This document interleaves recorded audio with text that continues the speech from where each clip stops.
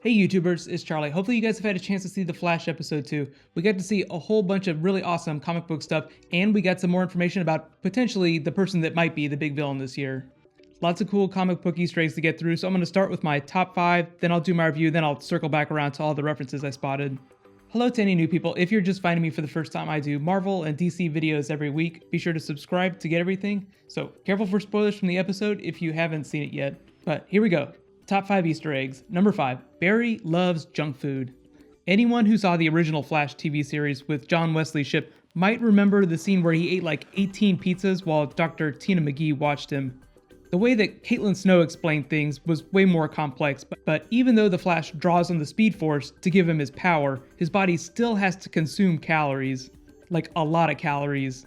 That's where all the junk food comes from. When they went back to Barry's lab, you could see all those empty pastry boxes in the background, so you could tell he's been eating a whole lot of donuts. Every superhero's dream, eat as much as you want, I'm sure. By the end of the episode, Cisco created those super duper Cliff bars, so that's how they're going to explain him eating extra calories. I'm not expecting to see a whole lot more jokes about him eating a ton of food, but we might see him throwing away a bunch of candy bar wrappers every once in a while. Just for reference, one of those energy bars has the caloric equivalent of 850 tacos. That's also kind of about the same amount of calories in one Chipotle burrito. Number 4, we were all struck by that lightning. This is a huge wink to the comics. At least one other person in that group was probably struck by the Speed Force. I won't say who exactly, just in case you haven't read the comics, but Caitlin Snow and Cisco Ramon both have superpowers unrelated to the lightning, inside the comic books that is. It's unclear whether or not the show is going to give them powers, but Caitlin's alias is Killer Frost. She has cold-based powers, and Cisco's is Vibe. He can create shockwaves. That's why I feel like whenever Danielle Panabaker's making funny faces while they're talking about metahumans, it's like she secretly was affected by the Star Labs explosion and she just isn't telling them. She's definitely hiding something. Number 3, Metamorpho. Simon Stagg, that person William Sadler was playing, is directly responsible for the creation of Metamorpho in the comics.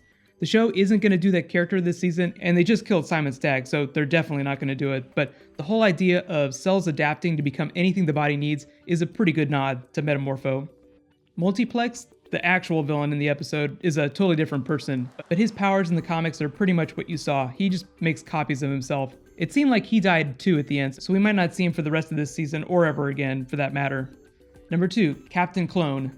Cisco naming supervillains is probably going to continue to be a thing, which is totally awesome. I'm totally down with that. But Captain Clone is just a wink to Captain Cold, who we're going to meet in episode 4. Obviously, when we see all the rogues for the first time, they're going to appear as their real selves, so we'll be meeting Leonard Snart, not Captain Cold. He's being played by Wentworth Miller from Prison Break. He's probably going to be one of the coolest villains this season, not to make any puns, but he will not be the big bad. Like, he won't be the biggest villain. If you watched Arrow Season 2, think of Captain Cold as being like a Brother Blood type villain, like a medium bad, someone who's bad, but not the ultimate villain. And my number 1 Easter egg, Ronnie Raymond, aka Firestorm. So next week is when we're going to meet that character, Ronnie Raymond. It sounds like it's going to be a flashback to before the Star Labs explosion. There have been a lot of images with Robbie Amell, and he does not look like he has superpowers. He's Caitlin Snow's fiance, and part of the reason why she's so angry all the time is because he's dead, or she thinks he died. The episode is titled Things You Can't Outrun, which is a reference to the other villain they'll be chasing called Mist. Obviously you can't outrun Mist very well, but I also think it's a reference to nuclear explosion. Like the Flash can't outrun something like nuclear radiation.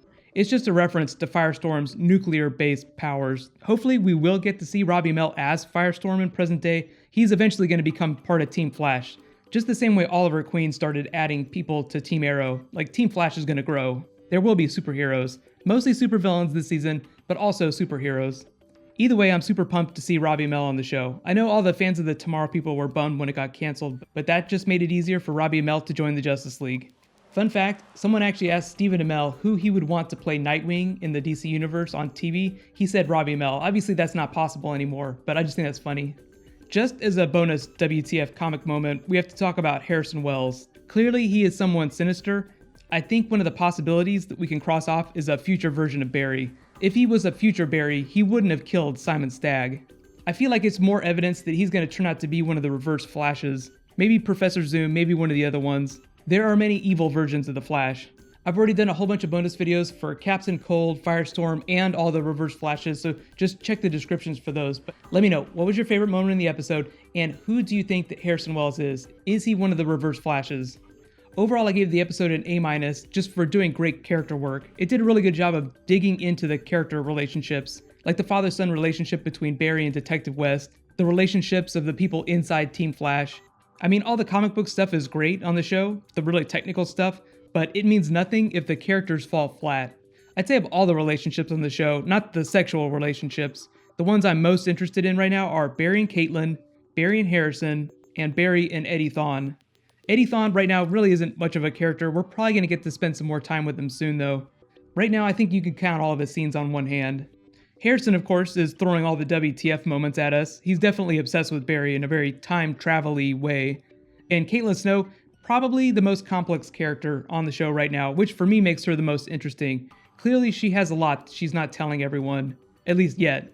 I feel like there are so many jokes you could make about her secrets blowing up in her face like a firestorm explosion. As for the other characters though, Detective West, Cisco, Iris West, they're all totally open books. All their intentions, their motivations, all very clear. There are very few secrets that they're hiding, if any. So most of the intrigue is going to come from those more mysterious characters. The story was great though, the actual story of the episode. Barry realizing his limits, and everyone else realizing that as long as Barry believes in himself, he kind of doesn't have limits. As the show continues, we're just going to continue to learn more about the nature of the Speed Force and how his powers work. Right now, he's still kind of using them in an unsophisticated way, like to, swirl beakers around. In the comics, he can vibrate his body so fast that he can pass through solid objects, and with the aid of Star Labs' jacked up treadmills, he can travel through time. Actually, yeah, I almost forgot. Treadmill equals cosmic treadmill Easter egg. Very cool. If you spotted any other comic book references that I missed, just write them below in the comments. But next week is Firestorm, so be sure to subscribe to get my video. Robbie Amell coming into the DC universe. It's going to be a lot of fun. For those asking about Agents of S.H.I.E.L.D., I'll try and post that video as fast as possible. But Arrow episode 2 is tonight, so don't forget about that. So lots of really awesome stuff happening. If you guys have any questions about the schedule or any comic book related questions, just feel free to ask me in the comments. But right now, click here for my Flash episode 1 video and click here for my Arrow episode 1 video. Thank you so much for watching. So high fives. I'll see you guys in a little bit.